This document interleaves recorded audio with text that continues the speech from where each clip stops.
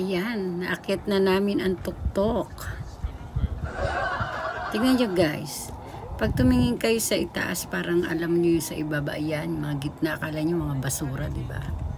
Para lang siyang basura. Pinagtatatambak dyan, charot. Pero ano siya, ayan yung bundok. So, doon pa sa bandang umakyat pa kami dyan guys. Bago pa doon, after ng 400 steps, umakyat pa kami sa pinakataas. Hindi na ganun kataas para ma-view lang namin yung ibaba. Ito guys, nasa itaas na kami.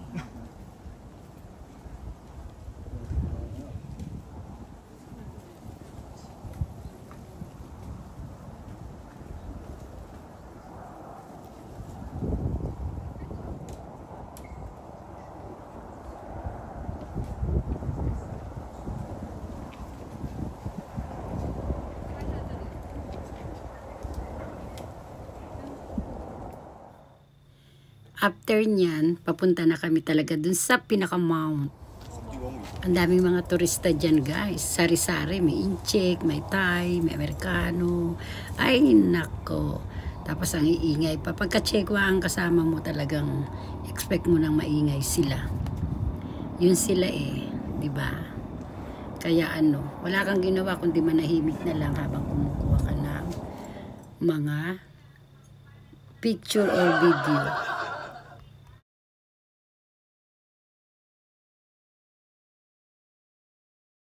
Sabi ko kay Dodong, picturean mo nga puwet ko. Pinicturean nga. Sabi niya, harap ka, harap ka. Ayan, post naman si Inday, wala sa... Ayan na, ang sweet lover. O, diba? O, ayan, ayan, ayan.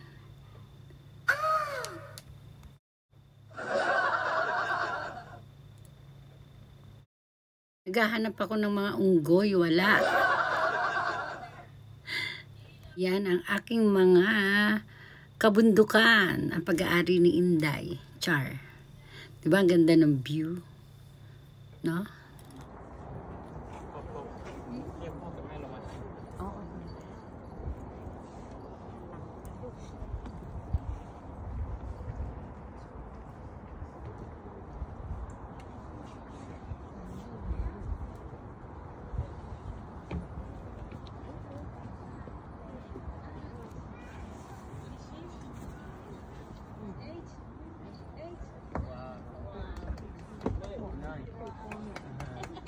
Siya nga pala, may nakita ako diyang kalahi natin, pero hindi siya nag-smile sa akin, so hindi rin ako nag-smile sa kanya. Kaya ganun. Ganda siguro sa loob niyan.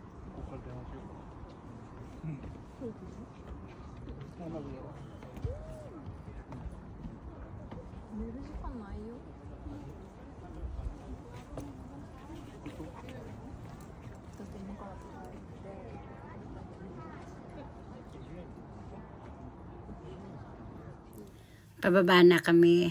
Nauna na si Dodong sa akin. Ayan. So, ito na naman si Inday. Sabi ko, pasok niyo ko sa kulungan. Ayan. Siyempre, para may memory tayo.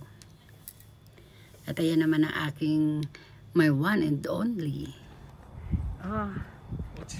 Ito na. Nasa bangin na kami. Awatin na ito, guys. Oh, nasa forest kami, forest. Mount Forest, char. Ayan na guys. Pigilan nyo si Inday at napagod sa kaidang. Ano ba? Magde-decide na ba ako niyan? Mga ka-okray. Gusto nyo mag-decision na ako? Ayan. Diba ang ganda guys ng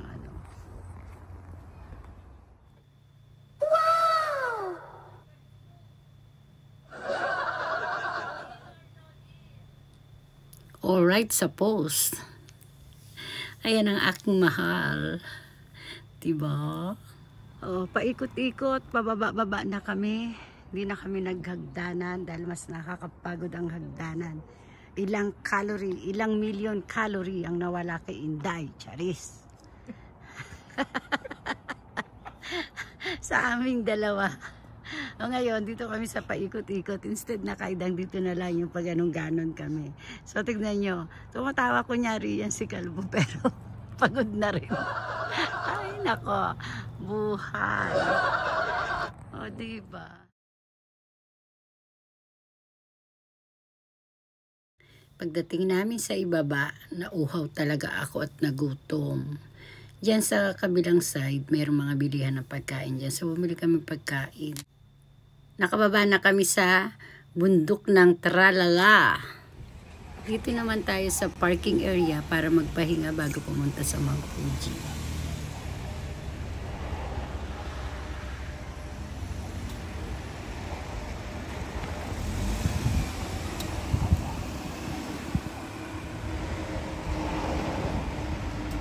Ikot ko kayo guys. Dito na kami sa Mount Fuji. Yamanashi. Kita yung extra ulo. Ayan. Kakain muna. Tumingin kami ng mga bulaklak. Tapos papasok tayo guys sa supermarket. Baka may ubento na mabibili. Mas maganda sa car na lang kami kumain, 'di ba? Pero ayan, samahan niyo ako at papasukin natin ang supermarket. Tignan natin kung anong mga kababalaghan sa loob at ano ang mabibili ni Inday. Yan, let's go! Guys, dito yung talagang masarap na ano. Ayan yung masarap na ubas. Kung tawagin ay budo. Diba, akala nyo laruan. Bumili kami niyan. Yun sa amin na. Ayan, super mahal. Ayan ang presyo niya. Diba? Ito ang masarap na ubas sa lugar na to. Pero tignan nyo naman ang presyo guys. Diba? 3.5. Yung nabili namin, nag-sale kasi yun, kaya mura. Para lang siyang laruan. Pero, super tamis yan. Hindi naman siya matamis na matamis. Tsaka walang puto yan. Ayan naman yung mga papaya. Ang lalaki, no guys? Ang tataba. Pero hindi ako bumili.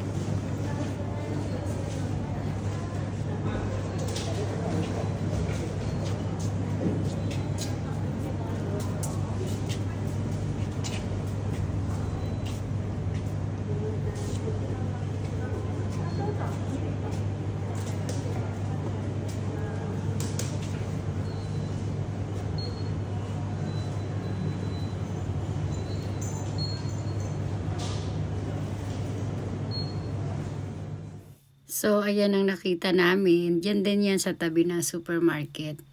Siyempre, bago tayo pumasok sa loob ay tinanong ko muna kung pwedeng mag-video or camera. Hindi po pwede guys, kaya sa labas na lang yung kinuhaan ko.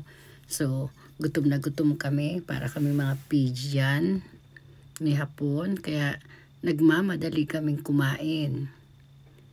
Yun ang aming hanap, kaya kami nag-stop muna dyan sa parking area. Sobrang gutom na kami.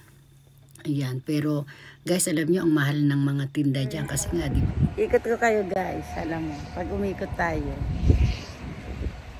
wala akong makikita kundi mga bundok. Ayan, ang ating bundok. Di ba? Kaya lang sobrang init ng araw. Itengki. Kaya maano siya. Ayun si Labi. Ayan, nikot ko na kayo guys ha. Sarap talaga sa mata pagka tumitingin ka paligid mo, puro mga berde. Ayan, tapos na kami kumain lahat-lahat. Papunta na kami guys sa Mount Fuji. Hello, on the way na kami, mga ka-okray. Kita niyo yung mga surroundings, di ba? Yung mga bundok. Ang ganda, no? Ay, Diyos ko. First time ko talaga, ang ganda.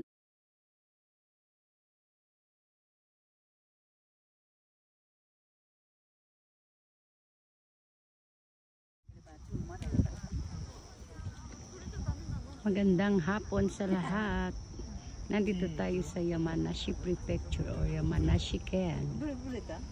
Ito ang Mount Fuji. Ang cute niya, oh. Ganda niya. Andito tayo sa paligid ng mga bundok, char. Tapos ito naman ang lake. So guys, ikot ko kayo guys, ah.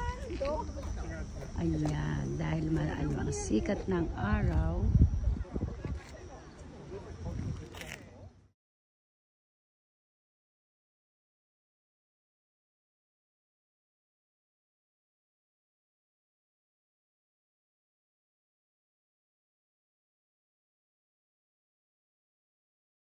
Guys, so ang cute, mga broccoli.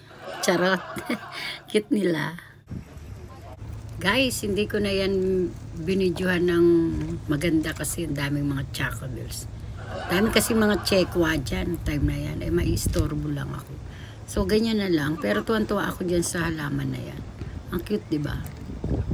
Dami niyan eh. Pagsama-sama mong kinuha ng ganda. Ang ingay-ingay pa nila. Kaya gusto ko na kasi, hoy, huwag kayo maingay. Kaya lang, hindi pwede eh. Ito guys, nakulik si Inday na naman. Alam mo si Inday mahilig sa cup. So ayan ang aking napili. At ayun ang presyo niya. Diba? Original. Ayan. So, ayoko nito masyado makuha. Meron din naman mga ibang kulay. Basta ako ito. Basta ko lang. Basta may mga t-shirt din guys. Japan. Ito Mount Fuji. Ayan. May mga bag din sila. Daming chekwang. Aray ko, nyeta.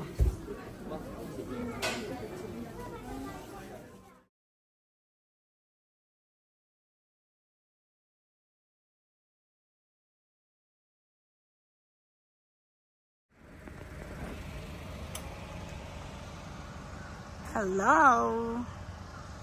Palubog na ang araw. Andito tayo sa Yamanashi-ken, mga ka-okray. So, sa mga gusto dyan na mag-tour, ayan, may snow na siya. Ilalapit ko siya sa inyo.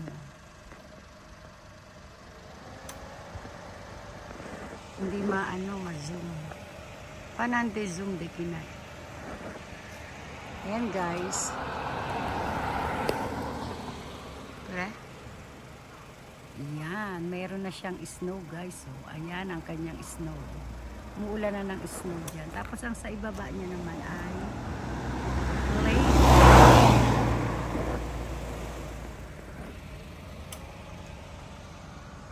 Hello! Palubog na ang araw. Andito tayo sa Yamanashi-ken, mga ka-okray.